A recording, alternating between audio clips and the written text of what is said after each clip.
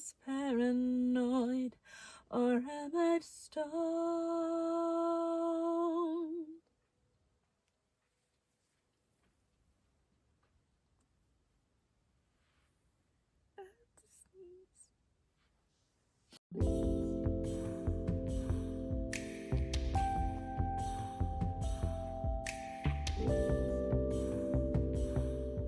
Hi, I'm Danny A. Quill, and I have a new idea that I'd like to share with y'all. So I'm calling it my 8x8. What I'm gonna do, or attempt to do, is to do 8 bars of a cover song in only 8 days. And I'd like to share the journey with you so that hopefully if you are dipping your toes into music or trying to get into learning how to do cover songs, you can learn something through the journey with me. The first song that I've chosen for my first 8x8 cover is Basket Case by Green Day.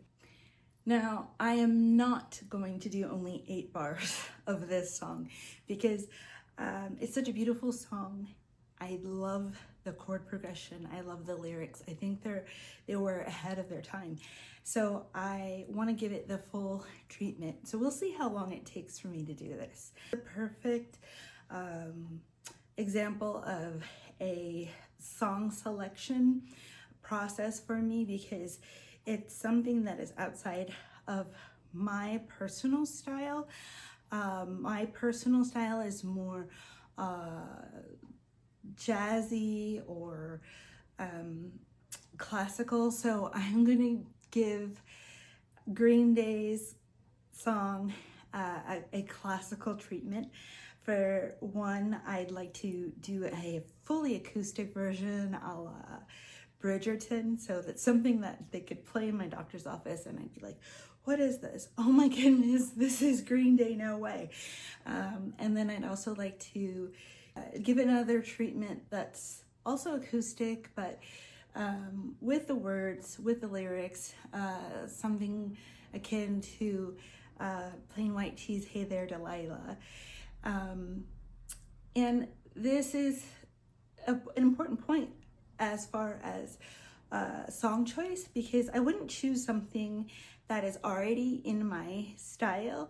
If you follow me on Spotify, you'll notice that I have a playlist that I call Chef's Kiss Soul, and it's all the music that is right in my pocket that I just love, and I would want to emulate those artists. So when I choose a song to do a cover, I'd like to highlight what is special about my style. So I choose a song that is something that I can make my own. And so it's something that it's in a completely different style that I can give a treatment to. So let me show you what I have so far. To save myself time, I looked up Basket Case on Ultimate Guitar, and I chose somebody's contribution where they had already written out the chords along with the lyrics. And I was really surprised to find out that the song was written in E flat, which is surprising to me because the guitar is, if I just strum the open strings, it's naturally already in the key of E. So E flat is somewhere out here. So I actually am going to be doing the song in the key of E. It's better for my voice anyway, and easier for me to play and manipulate. And I also pulled out some of my favorite chords. I also used a chord finder like this one to pull out some interesting chords that I might not have thought of, and put together a chord progression that still was true to the way that the song originally was played, but also true to my style. And I probably went a little overboard on the guitar, but hey, that's my primary instrument and it's what I love. So you'll usually see in a song there might be a rhythm guitar and a lead guitar. I have a rhythm guitar, arpeggio guitar, and I might be doing a solo guitar. I'll show you what I have for the rhythm guitar. I'm going to record what I have for the rhythm guitar on the steel string because I like the twanginess of it. And I'm going to record it into Logic Pro. And here's my tip. To keep the rhythm and to keep my place in the song, I've laid down a scratch kind of drum using their AI drummer, and just using just a quick vocals, like I just sang once through the song really quickly, through the portion of the song that I'm covering. And that's just to, again, to keep my place and to keep the rhythm. So I'll play you what I have, and I'll be recording this at the same time, so we'll see what it sounds like. Note the band originally played this song at a tempo of something like 129 or something, and I chose to play it at a tempo of 100, and I am struggling to keep up with the tempo, so bear with me.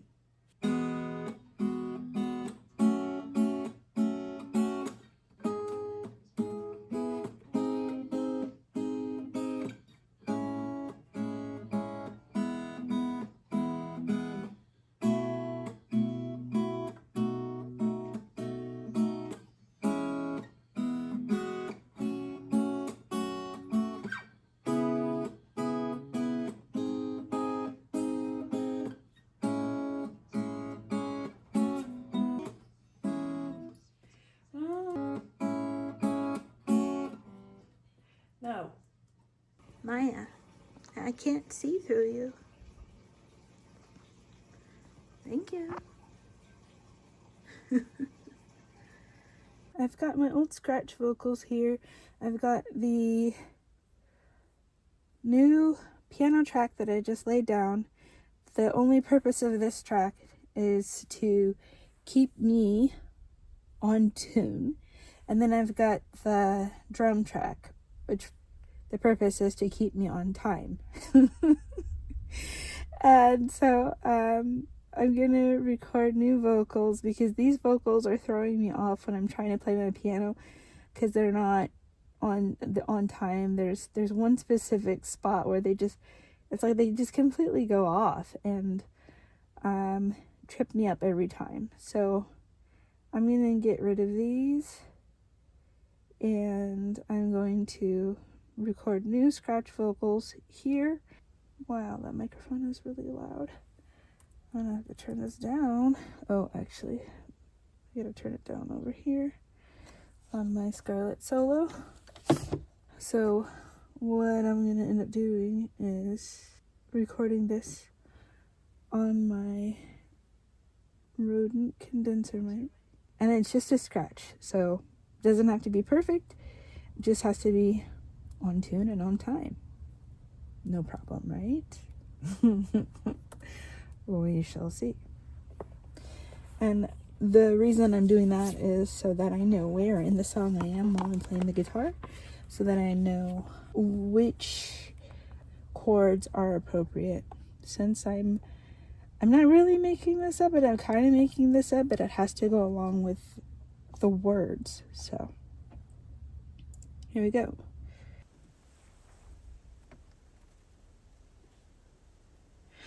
Do you have the time to listen to me whine about nothing and everything all at once?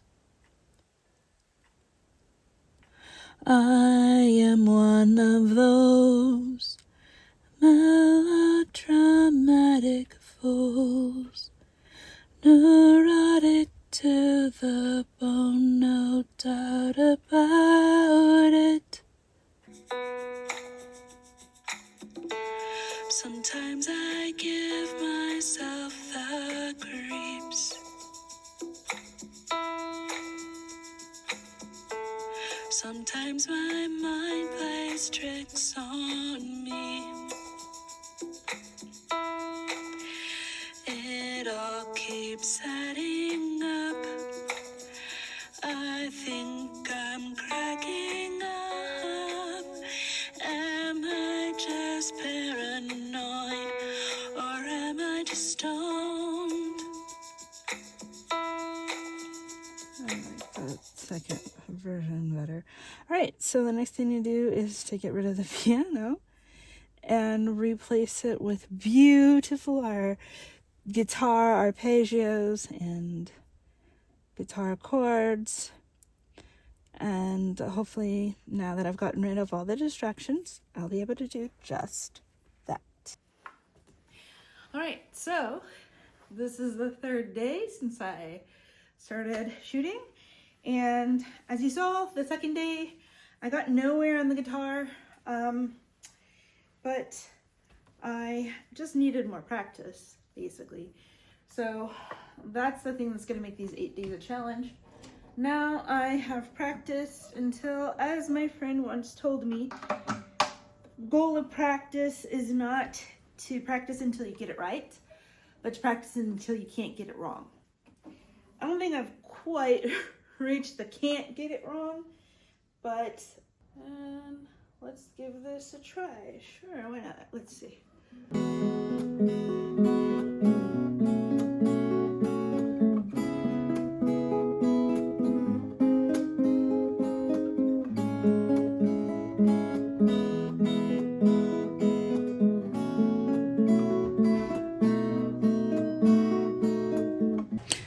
Alright, so it's day I don't know what day it is. It's like day 4 of recording this.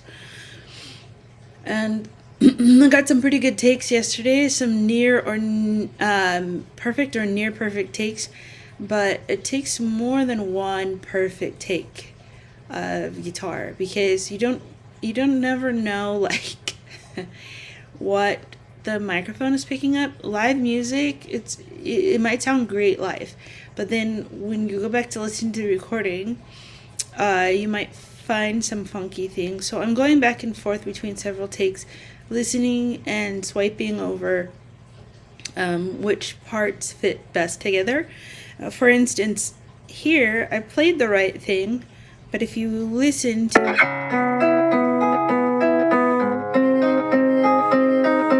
Do you hear that? Here in the 13th bar, the microphone's like picking up a buzzing, almost like a harmonic, that the string is playing. It's just catching at the wrong place, and the string is probably buzzing between my finger and the fret. So we'll need to fill it in with a different take there and see if we can adjust some levels, maybe adjust some timing a little bit, but for the most part it's coming together.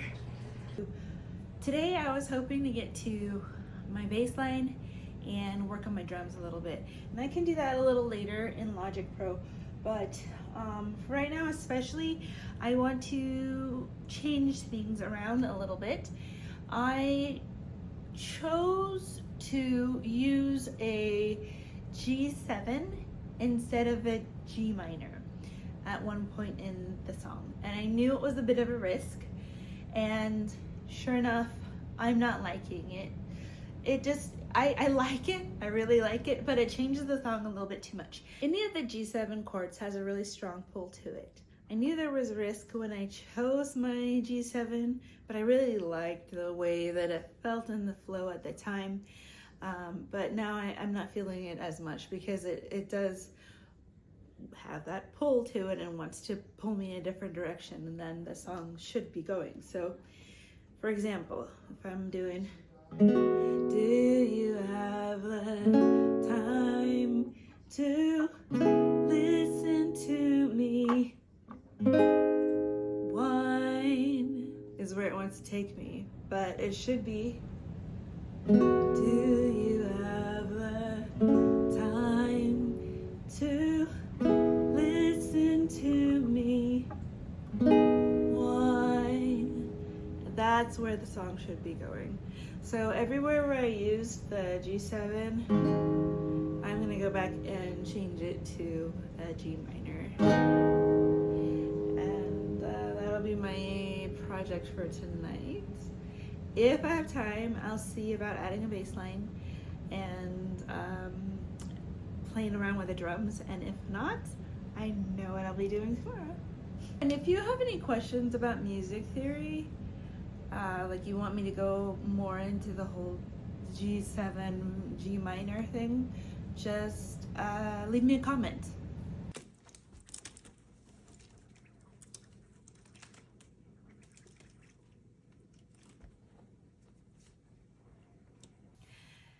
All right, guys, it's crunch time. I've been a little bit busy working on my own music, so now I need to get back to this, and I probably need to just, now that I have all the ideas in my head, hopefully I need to just pound this thing out tonight, if not tomorrow morning. So, the Ibanez guitar is I think it's a little too much for me to play. It's like a painful confession, but with my neurological condition going on, it's like, it's almost like too heavy for me to hold. And I feel like Mr. Rogers taking off my sweater here. The pickups, the microphones on the inside of the guitar are not picking up the lovely like slap. They're picking up that as more of a weird pop. It doesn't sound good at all. And so I'm gonna try just keeping to my classical guitar for the rhythm and the arpeggios. We'll see how that comes out. I still need to fix the chords for the G7, so I'm gonna try just re-recording everything real quickly, and then we'll see about getting to the drums and the vocals. Here we go. Let's put it in gear, huh?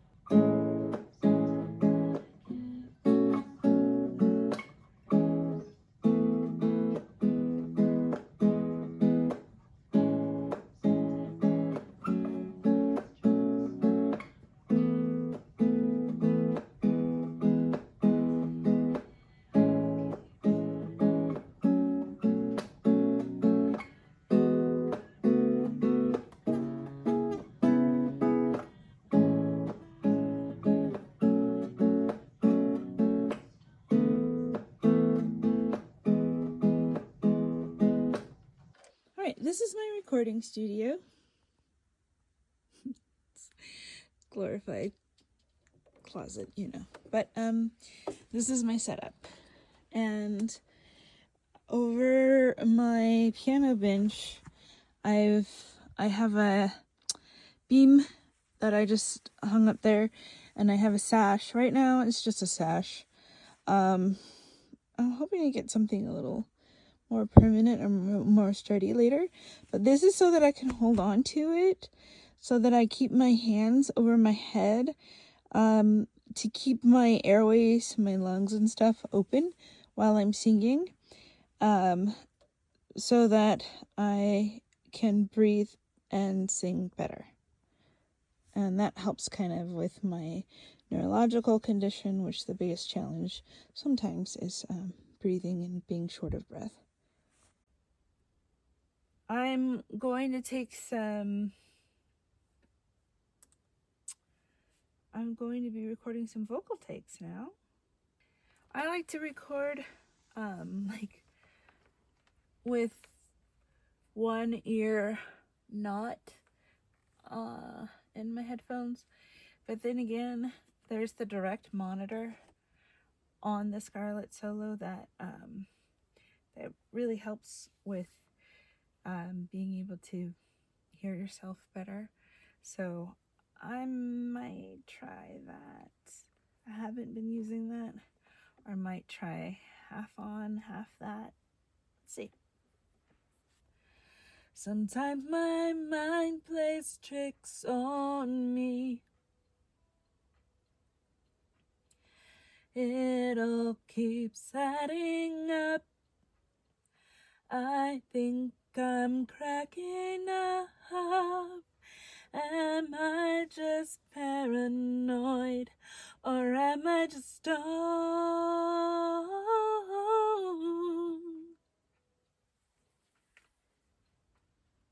Alright, I think I totally overwhelmed my mic. I was singing pretty loud, and I have it plugged into the 32-bit float right now, so I have it connected directly from the microphone to the computer, and this is the first microphone that has the capability of doing that instead of having the three-pronged, microphone cable that has to go into the Scarlett Solo and then that going into your computer. So it's a